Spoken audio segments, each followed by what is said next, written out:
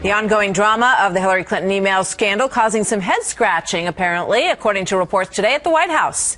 Reports surfacing that the president's inner circle is baffled that Clinton and her advisors think that they can skate by with such a lack of transparency.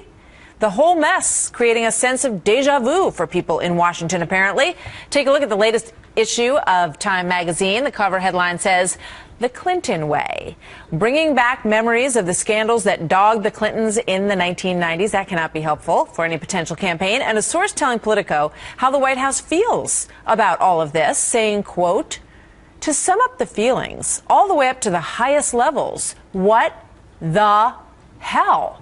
With so much on the line, with so much time to prepare, she's back to classic Clinton, they say. She's flubbing a campaign kickoff 8 years in the making because somehow she thought that no one would ever care that she set up a secret server email.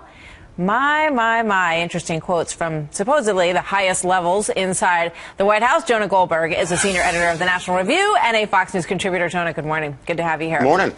I got to tell you, when I read this Politico story this morning, I could not help but think that there was just so much in there. I mean, if these so-called White House insiders are saying, how could she not have learned from us about transparency? How could she not have seen all the lessons in the way that we do things and how she should do things the way we do? I mean, it's pretty stunning, Jonah.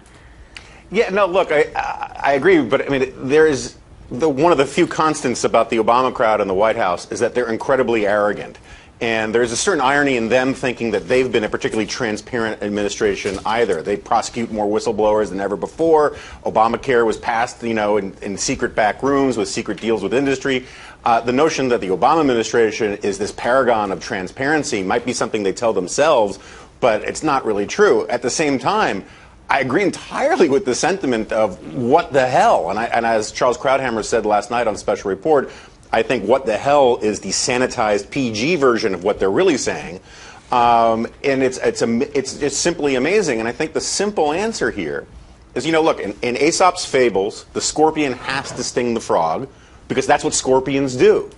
The Clintons, this is the Clintons. They're Clinton all the way down. There's nothing else that they can be. So they're secretive, they're semi-paranoid, they hoard information, they parse statements, they speak in half-truths, and the idea that somehow there was going to be a new Hillary belies 30 years of experience with both of these people. Yeah, and I go back to the same point, which is that for those who think that Hillary Clinton's inevitable, and she may be inevitable as the Democratic nominee because she's clearly, the front runner at this point, people do need to remember that she was not successful. She lost last time around. The last time she tried to do this, she lost. So you're right in pointing out that if they're going to win this time, they're going to have to present something different, and they are not off to a good start in that regard.